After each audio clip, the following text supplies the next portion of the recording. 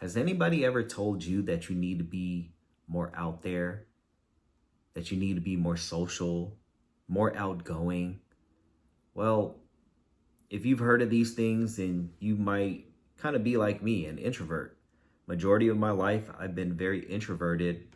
I didn't socialize as much as I should have because now that I'm a little bit more seasoned, I see the benefits of stepping outside of your comfort zone, especially as an introvert.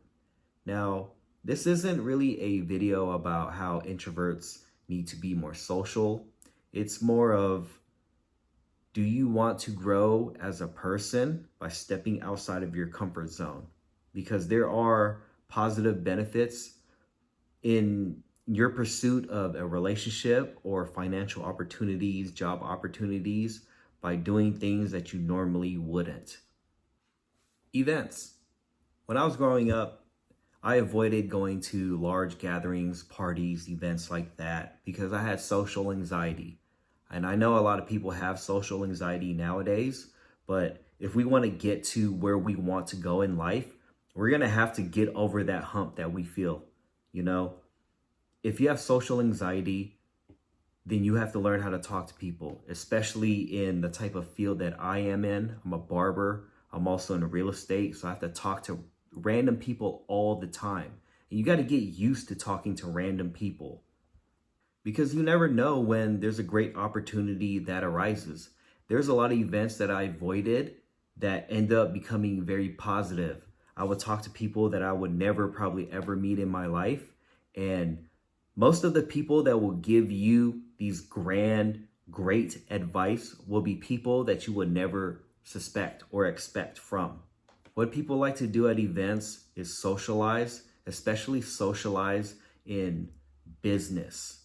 There's parties where you go to and it's just, people are just having fun. There's no business involved. For me, business is not 24/7, but more 23/6, So every time I'm at an event, I'm always pitching real estate, mortgage, and if nobody's interested in that, can I cut your hair? Are you willing to come to the barbershop so I can cut your hair? There's always great opportunities at events. But first, you got to learn how to just talk to these people. Not everybody at these events are going to be your friend. Some will just be pure business. I'm only here because there's an opportunity to make more money with an interaction with you.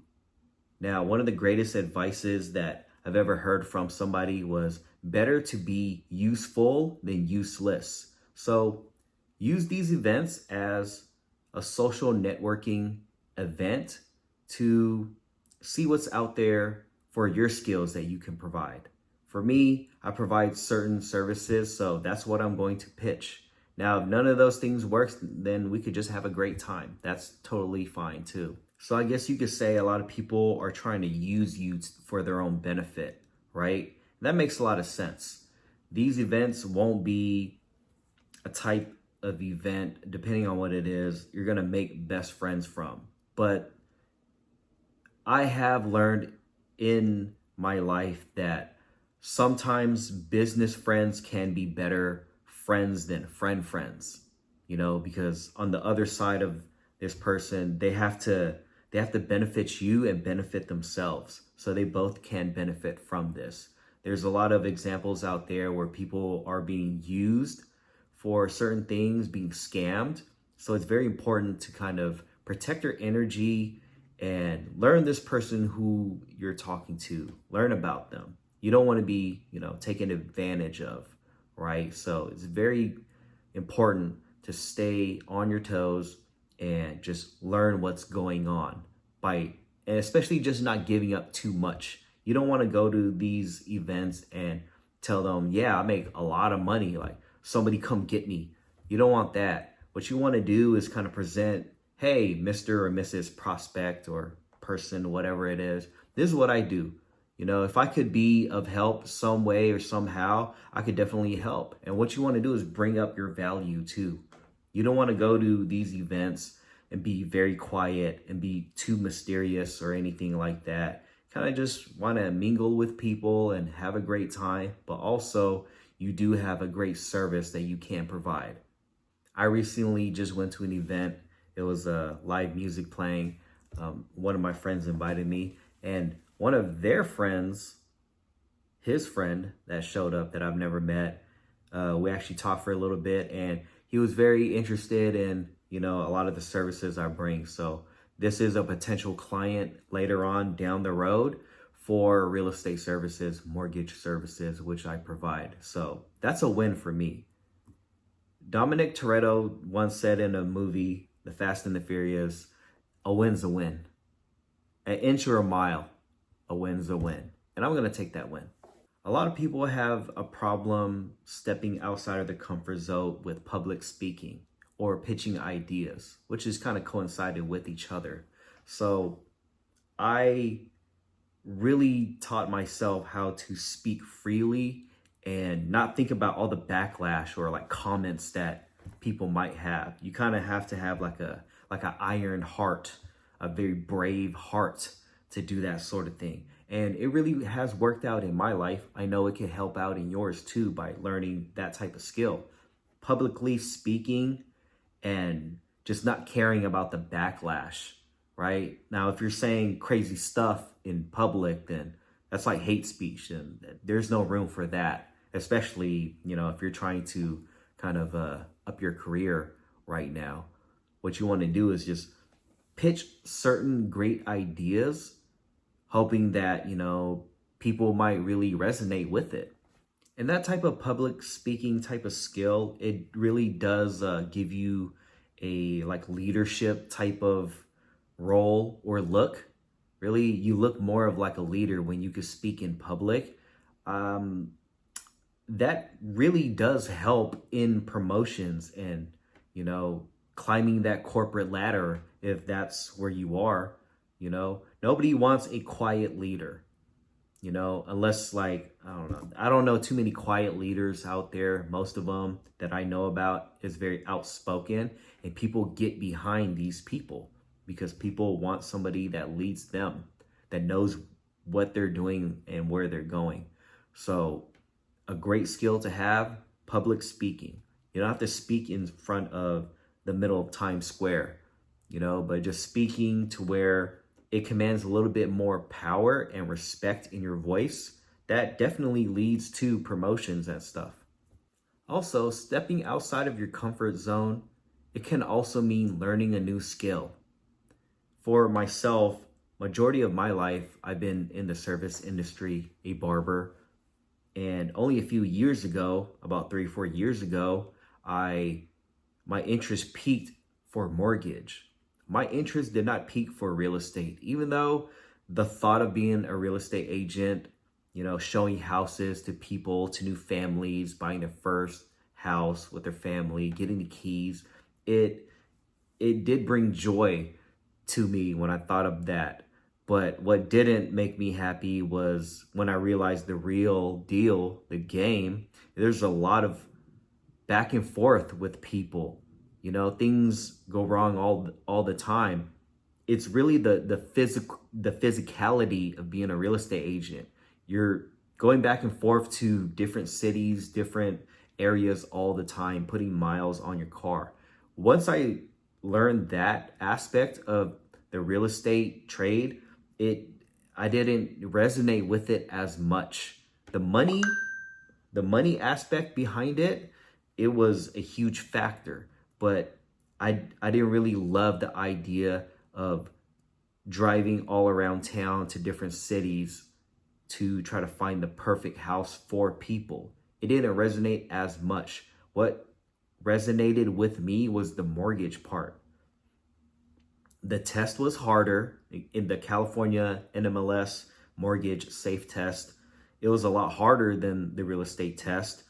You don't get paid as much, but there's less physicality behind it. I didn't really have to be face to face with a lot of people in mortgage. I can be a voice over the phone for the most part. It's just the financing part. I don't physically show people the homes, open up the doors or anything like that.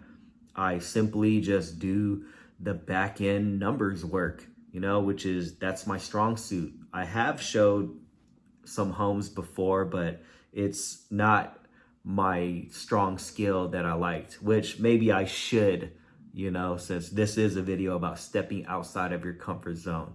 But the first stepping outside of my comfort zone was going from cutting hair for 10 plus years to now I'm taking a state test.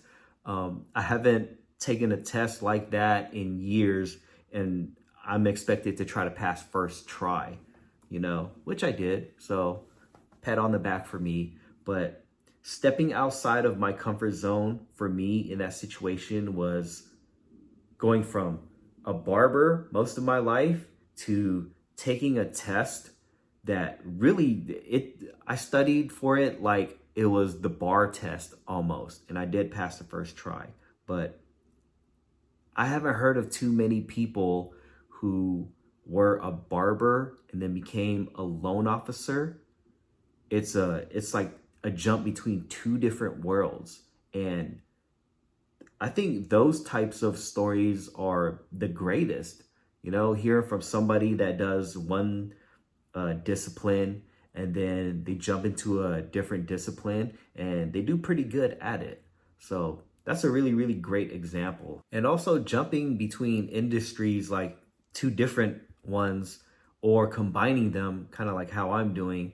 I mean, you get to bring two sets of different type of social circles and bring more resources back to you. It kind of builds, more of your value in life, So if you feel as if you only have one thing going, just learn a couple more, combine all of them, or keep them separate, do them kind of separate. But ultimately, what we really are trying to do is build up more skills to make you more valuable. And sometimes the only way that you could build those skills are by doing things that you've never ever kind of wanted to do or were too afraid of doing, aka stepping outside of your comfort zone and mastering them somewhat, or pursuing them. It definitely does work in your favor.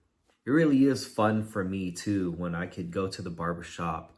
I'm around sometimes NBA, NFL players and baseball players, so forth, professional too, that I'm talking about. It's great. My friends are great. My coworkers are great. We could talk about anything, politics, all the social stuff all day long. And it's great when I could put that button up back on, that collared shirt, and then talk to business professionals who probably don't even know that I have such a different side of me too. So it's actually very, very entertaining. I think it builds more of my character too, because sometimes people think that I'm just so buttoned up, so professional all the time. Like, yeah, that's me, but I have a lot of fun too at the barbershop, and then I go out and skateboard. People would never expect that just because I wear a collared shirt. It kind of adds on different dimensions to your character. And what I see a lot of people do or not do nowadays, millennials and Gen Z, are not asking people for mentorship. That kind of coincides with that fear of stepping outside the comfort zone. When there's a long time ago, I think I was in San Francisco or Oakland, one of those cities in the Bay Area. I seen a man with a really, really nice car. It was a Maserati. This is, I don't know, 8, 9, 10 years ago. But I asked him what he did for a living. He said he did real estate. That was one of the first experiences I had with what looked like a rich real estate mogul. He was driving a Maserati and he had like a nice suit on. I could tell it's like a tailored suit. It's very expensive. I don't want to be the guy that's like, oh, I look at materialistic stuff, but when you're out there in the world and you see somebody doing their thing and you kind of notice like, yo, dude, like I want a nice car like that too. How do I get a Maserati like you?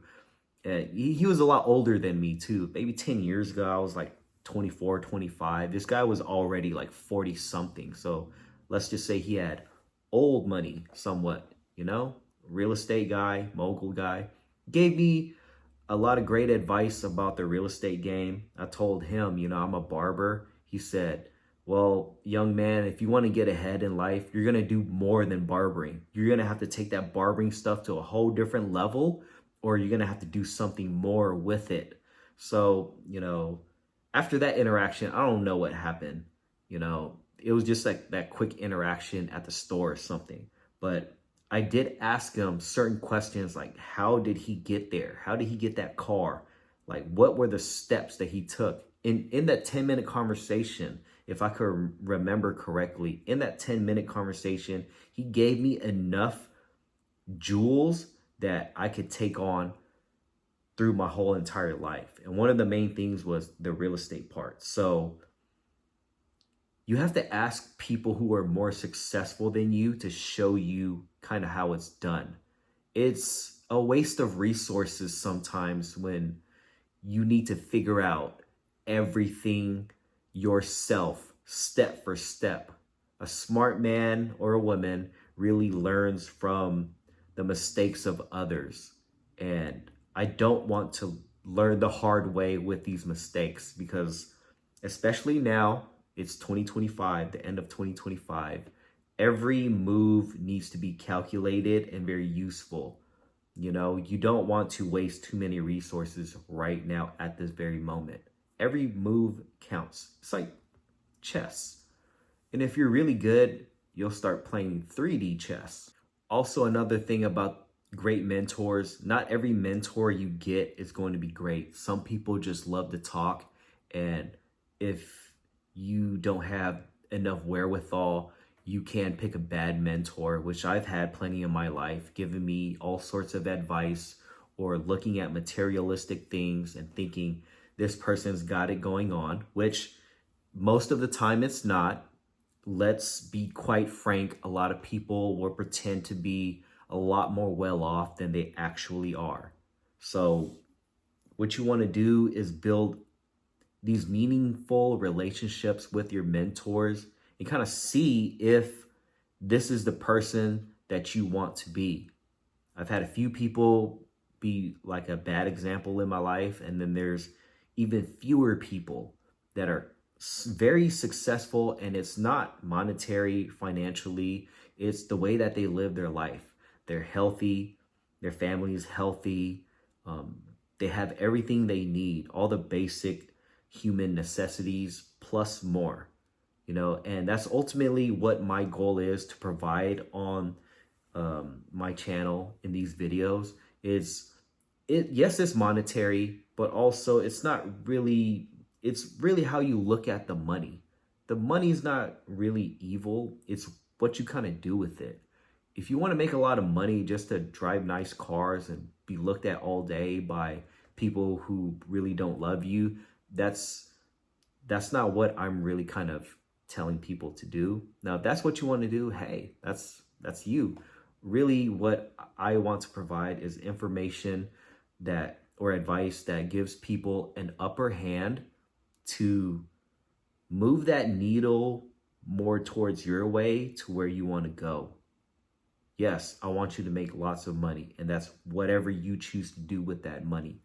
But ultimately, I really want people to take my advice as they're going to take these resources and utilize it more in a positive way, family oriented or giving back, things of that sort.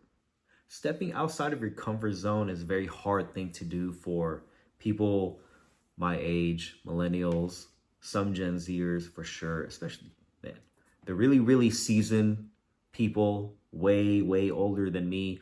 It's like you can't teach an old dog new tricks, right?